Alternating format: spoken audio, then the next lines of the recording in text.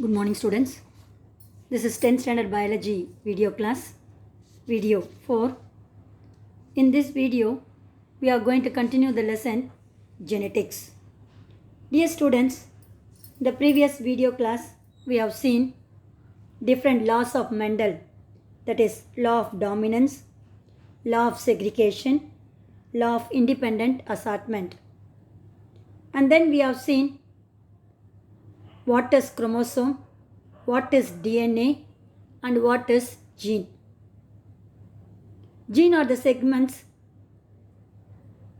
which is present in the DNA. It carries the inheritable characters from one generation to another generation. And also, these genes are responsible for the phenotypic character. Then we have seen structure of chromosome, which consists of different parts: primary construction, secondary construction, telomere, and satellite. The chromosome with the satellites are called SAT chromosomes. Up to this only we have seen in the previous video class. Now we are going to see what is karyotype, structure of DNA, Watson-Crick model of DNA, DNA replication, sex determination in human. These are all the topics we are going to see in this video. Dear students, see the topic karyotype. What is karyotype? So this is the method to identify the number of chromosome, size and shape of the chromosome which is present in the nucleus of an organism. Dear students, the number of chromosome which is present in the organism, that is either animal or an plant, the number of the chromosome is constant. That is, in human, that means in our body, we contains 23 pair of chromosomes. That is 46 chromosomes. Out of this 23 pair of chromosomes, 22 pairs are present in the body cells. That is known as somatic chromosomes or autosomes. Remaining one pair which is present in the reproductive organs or germ cells, they are known as allosome or sex chromosomes. So these are all the two type of chromosomes which is present in the human body, that is our body.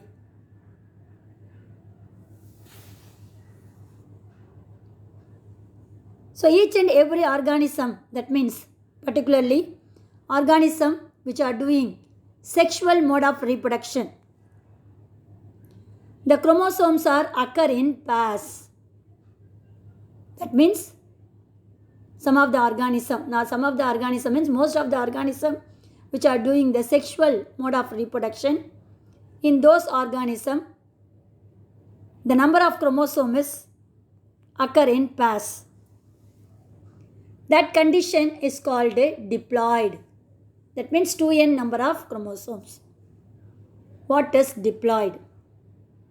In the body cells of, that means organism, sexually reproducing organism, the chromosomes are generally occur in pairs. This condition is called diploid, that is 2n. But from the parental generation onwards, they are producing the gametes, that means the next generation, that is not in pairs, that is single, so they are known as haploid, that means n number of chromosomes. So gametes are said to be haploid. What is that one? Gametes are said to be haploid.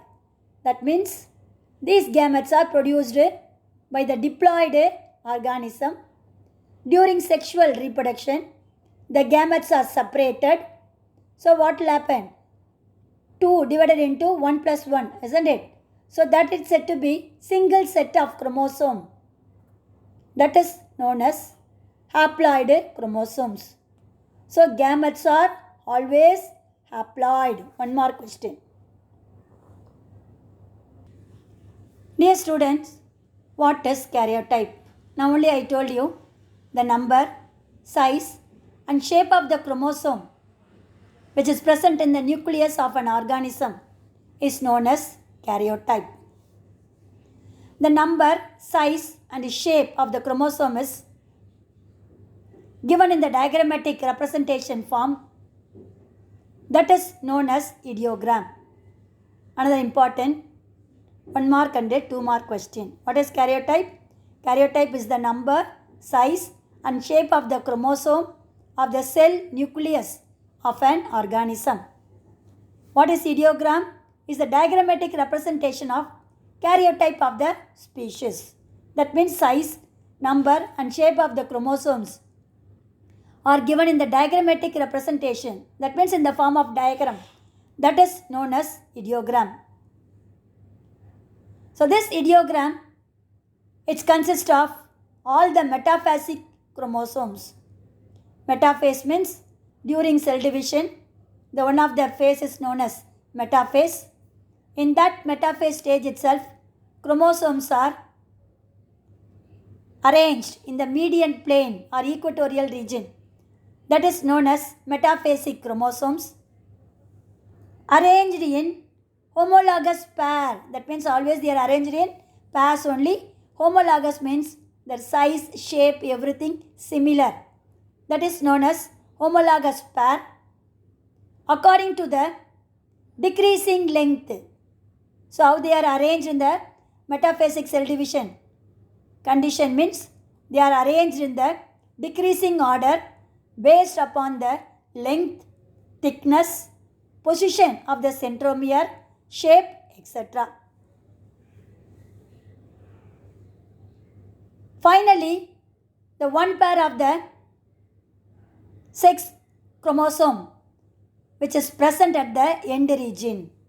So out of 23 pairs, 22 pairs are arranged based on the decreasing length, thickness, position of the centromere and shape of the chromosome. The last one pair belongs to the sex chromosome. That diagrammatic representation is known as ideogram. Dear students, see the karyotypic diagrammatic representation of human chromosomes. So it starts from the first pair, end with 23 pairs. The last one pair is known as sex chromosomes. It may be XX, means it is known as female. If contains one X, another one is the Y, that is known as male. So this one pair of the chromosome or two chromosomes is known as sexual chromosomes or sex chromosomes or allosomes. Remaining 22 pairs are arranged according to their height, thickness, position of the chromosome and shape. They are arranged in the decreased manner which is present in the body cell. That chromosomes are known as autosomes or somatic chromosomes. So this is said to be the karyotype of human chromosome. Dear students, up to this we have seen what is karyotype. What is karyotype? Karyotype is the number, size and shape of the chromosome which is present in the nucleus of an organism. Another important 2 mark question and 1 mark question. What is ideogram? A diagrammatic representation of the karyotype of a species is known as ideogram. How many pairs of chromosome present in the human beings? 23 pairs. Out of 23, 22 pairs are known as autosomes, which is present in the body cell or somatic chromosome. Last one pair, which is present in the gametes, that is reproductive organs or gonads, they are known as sex chromosomes or allosomes. That is said to be karyotype. Next, we are going to see structure of DNA. Dear students, DNA, that is deoxyribonucleic acid, is the hereditary material. That means it carries the characters from one generation to next generation. This DNA, which contains the genetic material, what is that one? Gene.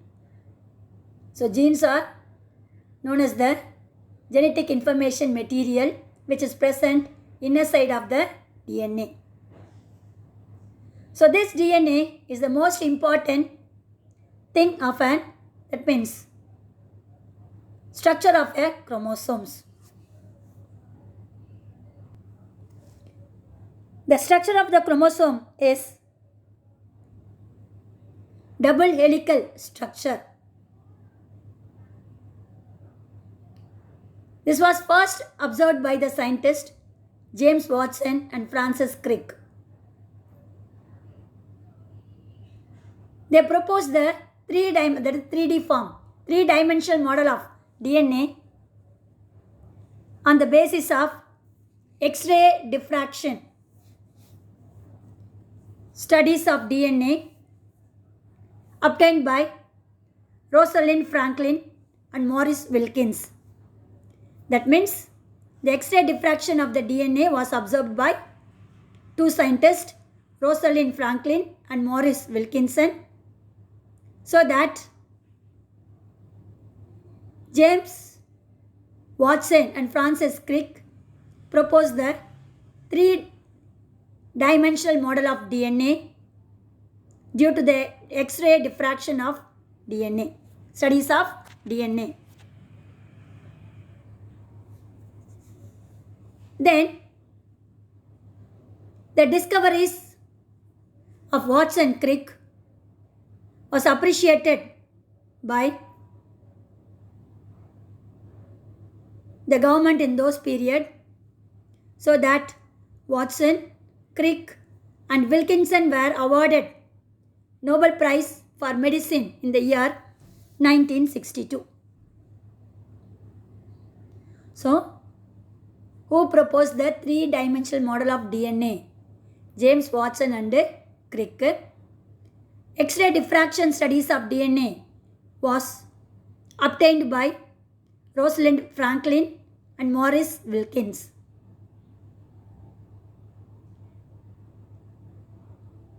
It is a double helical structure. It is made up of many nucleic acid that are also observed by Watson, Crick and Wilkinson. For that purpose only, those three persons was awarded for Nobel Prize for Medicine in the year 1962. Next, we are going to see chemical composition of DNA molecule. The double-stranded helix DNA, which consists of millions of nucleotides. Hence, this DNA is known as polynucleotide. That means Watson-Crick model of DNA was known as polynucleotide. Why it's said to be polynucleotide? It is made up of with millions of nucleotide sequence. This nucleotide sequence consists of three components. One is a sugar molecule which contains deoxyribose sugar. Deoxyribose sugar and a nitrogenous base. These nitrogenous bases are divided into two types. One is purines, another one is the pyrimidine. This purine again consists of two composition of the molecule. One is the adenine, another one is the guanine. Pyrimidine is also composed of two molecules. One is cytosine and thymine. Then third one is the phosphate group. So these are all the three components, chemical components of the DNA. First one, a sugar molecule, deoxyribose sugar. Then a nitrogenous base divided into two, purine and pyrimidine. Purine, example, adenine and guanine. Pyrimidine, example, cytosine and thymine. The third component is a phosphate group. So these are all the three components or chemical molecules which is present in the single nucleotide of the DNA. This Watson-Crick model DNA made up of millions of nucleotides. So this is known as polynucleotide sequence.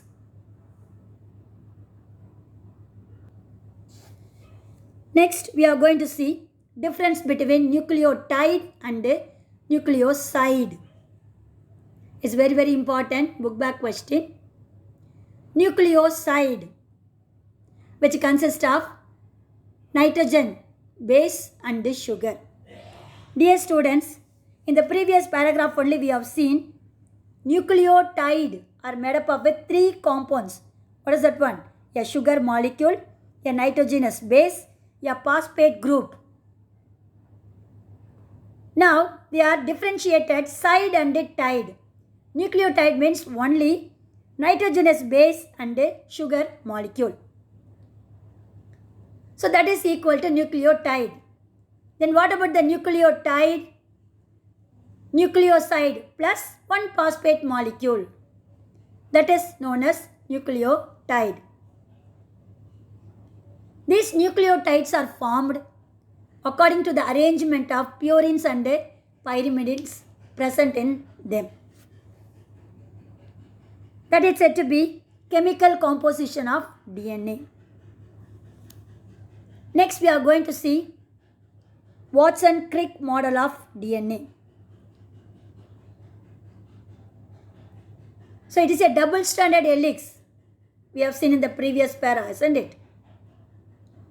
So each strand is known as one polynucleotide.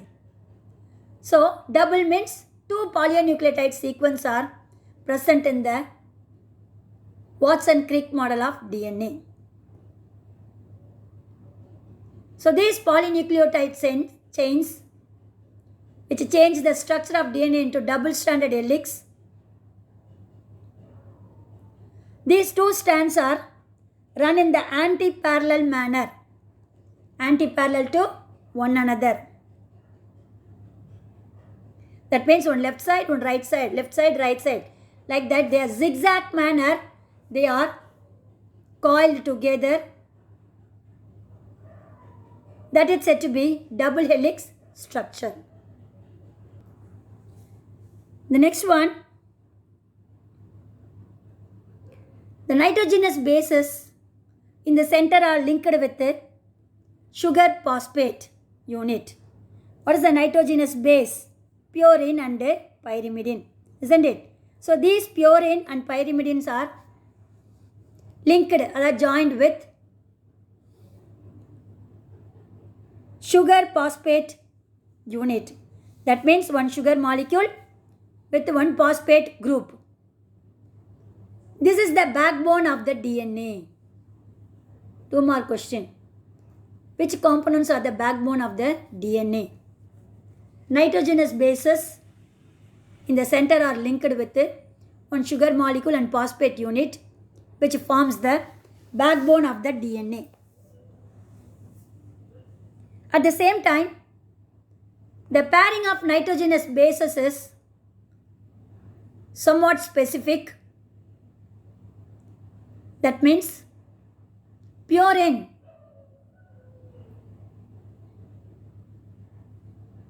and pyrimidine are linked by hydrogen bonds. So nitrogenous bases means 2, isn't it? Purine and pyrimidine. These purine and pyrimidines are linked together by hydrogen bonds. Purine consists of 2 adenine and guanine. Pyrimidine consists of cytosine and thymine. This adenine always join with or link with thymine. Adenine for A, thymine for T. With how many hydrogen bonds? 2 hydrogen bonds. Is important, one more question. Adenine always link with thymine with the help of 2 hydrogen bonds. Cytosine C link with the guanine G with the 3 hydrogen bonds. Adenine link with the thymine by 2 hydrogen bonds. Cytosine link with guanine with the 3 hydrogen bonds. So that these base pairs are known as complementary base pairing. Why it's said to be complementary base pairing? Adenine is a purine. It's linked with the thymine. It is the pyrimidine by 2 hydrogen bonds. Likewise, cytosine is a purine linked with the guanine by 3 hydrogen bonds. That is said to be complementary base pairing. Dear students, see the diagram. This is the double-stranded helix model of DNA, which is made up of many nucleotides, millions of nucleotides. So it is known as polynucleotide. See the bonds. They are connected with nitrogenous bases are connected with sugar molecule and a phosphate group. These nitrogenous bases are linked with the hydrogen bonds. See, adenine always link with the T. See the diagram A and the T. Cytosine link with the guanine with the 3 dot lines is there. That means what is that one? 3 hydrogen bonds. Then adenine and thymine, they are linked with 2 hydrogen bonds. So this is said to be the structure of DNA. Next one, the hydrogen bonds which is present between the nitrogenous bases, which gives stableness to the double-stranded DNA molecule. This hydrogen bond only which gives the stability of the DNA.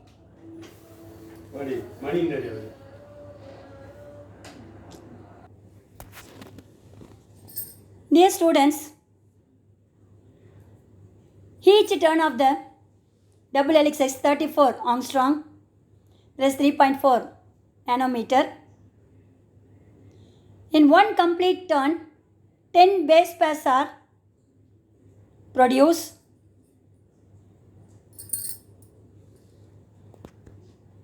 The nucleotide sequence in a double-stranded helix are joined by the phosphodiester bonds.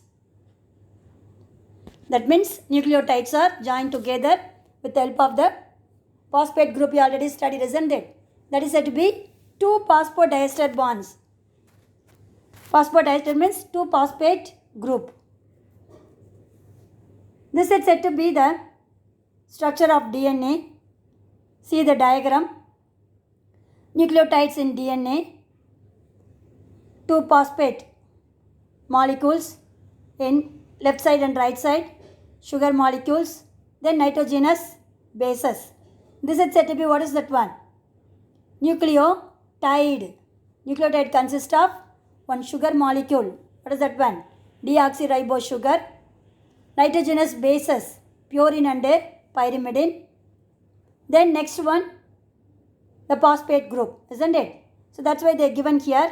And also see that the center, thymine, that means adenine always combined with thymine with the 2 hydrogen bonds. Guanine is combined with the cytosine with the 3 hydrogen bonds. So these nucleotide sequences are joined together with the help of phosphodiester bonds. These are said to be nucleotides in DNA. So these are all the different chemical composition and the structure of Watson-Crick model of DNA.